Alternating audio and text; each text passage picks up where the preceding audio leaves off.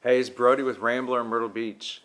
Super excited for the next several minutes here. We're actually sitting down with the OG Rambler, aka my father. Drew and I are super excited to introduce him to all of you and just give him an opportunity to share a little bit and speak to everyone. So we're gonna do that over the next several minutes.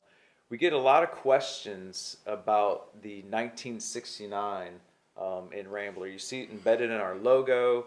You see it kind of all over our branding and stuff. And I've had people ask me pretty regularly, man, I didn't know you've been in business that long. And I was like, well, we take a little creative license with the 1969, but there's a pretty cool story behind it. So I wanted to start, Dad, with you just kind of telling us why we are established in 1969 and how that came about. So my best friend at the time and he was in FFA, Future Farmers of America. So as part of that, he had to partner with a farmer to get some basic farm skills. Turns out this farmer lived a very short distance from my house and from his house. And he was also had a nice little machine shop where he did all kinds of uh, interesting work and repairs on for the locals, and allowed us generously to work in his shop. So we came up with this idea that we should take a trip. And part of that trip, of course, we wanted to take our motorcycles, and he knew of a place in Michigan that they had visited with his family that would be great to camp and off-road. They also had some people they knew, friends that were into motorcycles, where we could, you know, they would take us places where we could ride also. So as part of that adventure, number one, we needed a little bit of money. My dad needed a ceiling put in his bakery at the time, so he had us two 16-year-olds nailing 4x8 sheets of drywall to the ceiling of his bakery off of ladders, which was quite an experience, and paid us each $20 to do so. The farmer that my friend worked for, in exchange for us doing some work on his farm, helped us construct a trailer out of an old truck rear end, some channel iron rails, and then also helped us create a trailer hitch for the 1967 Volkswagen Squareback that I was driving at the time. So this was an absolutely incredible idea that we had but also, since we had no money, we had the $20 for the trip. We scrounged a Army canvas tent, so it had no floor and just flaps, but very rudimentary. A couple of canvas Army cots from Army Supply, I believe we got them. And so we planned out this trip. It was about 350 miles into a state park in Michigan on the lake. And so we, two 16-year-olds, $20 each in our pockets. His mother gave us a box of groceries. We had a small kerosene camping cook stove. And that's the days before credit cards and cell phones. So we took off. It was about 350 miles, so gas was about 35 cents a gallon at the time. So all in all, it cost us about $5-6 in gas each way, and that left us with 10 to 15 bucks a piece for spending money for the 2 weeks, and gas for our motorcycles. So as we got on this trip, and it was like this amazing adventure, that on the way there, one of the bolts from our homemade trailer hitch came out, and our trailer hitch came half off. We were able to find a nice truck guy at a truck stop that helped us reassemble it and put it on with some locking nuts that held it on together. We got to our campsite and set up camp, and soon began this great couple weeks of just hanging out, camping. A couple guys on motorcycles pulled into the campsite next to us, and we thought that was the coolest thing ever, because and they're guys like in their 20s or whatever, and one was on a semi-chop Harley, the other one was on I think it was a Triumph 650 or something, and so they're hanging out, having a good time. But we were just these two young schmucky kids.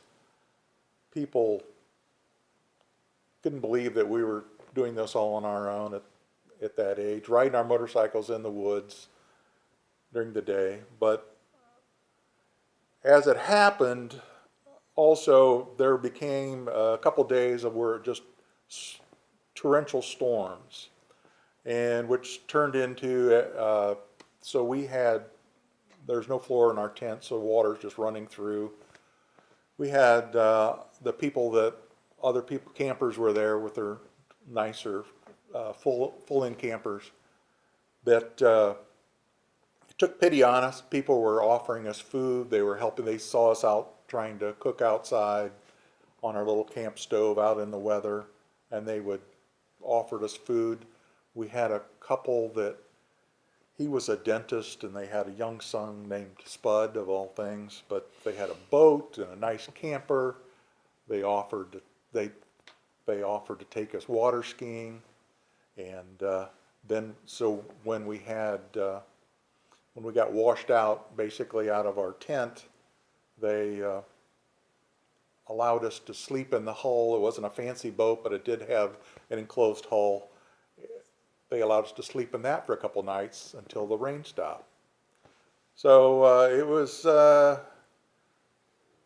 pretty much an incredible experience where we were able to explore and be on our own and ride motorcycles and meet all kinds of amazing people, and that made me realize how much of a different world is out there that was there to explore, how many great people there were to meet in the places you could go.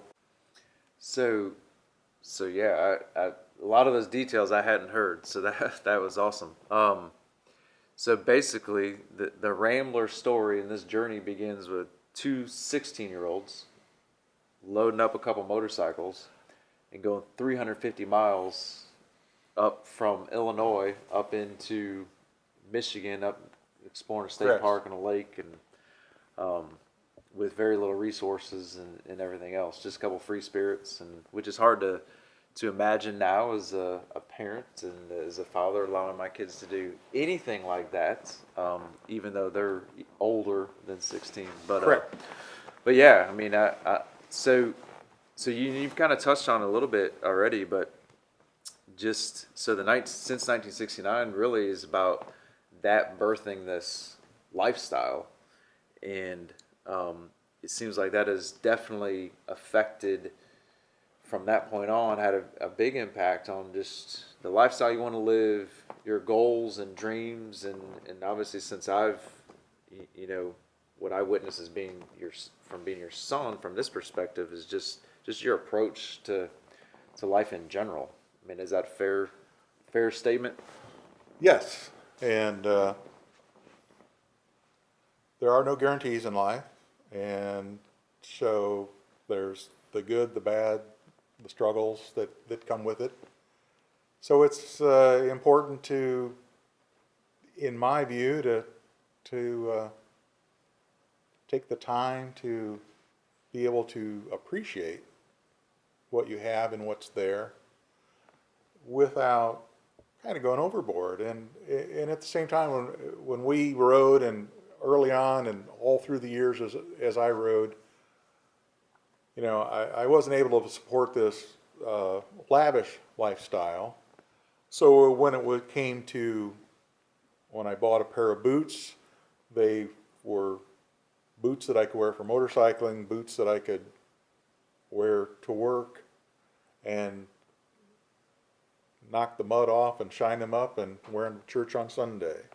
So, or you buy clothing. It had to be clothing that fit a purpose, that wasn't single purpose, but that you bought something of good quality that you could wear for a long time, that you could wear motorcycling, that you could wear camping, or wear it to church on Sunday if you needed to. Because you couldn't buy pieces of clothing or equipment, that specialized, didn't have those kind of resources. So it was by quality, by good, but then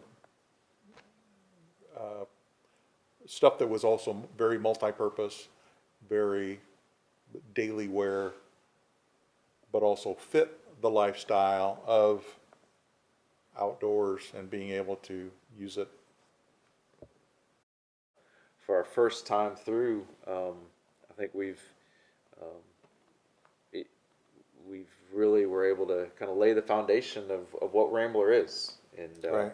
and this is he is the foundation and the catalyst. So Yeah, there are lots of stories there are that many can be many told, more but stories. Yeah, maybe some are better left untold, but yeah, yeah, definitely, definitely. But hey, thanks for sticking with us, especially if you stuck with us through the end. Man, it's been a blessing. It's been fun, and we'll continue to do it again. Thank you.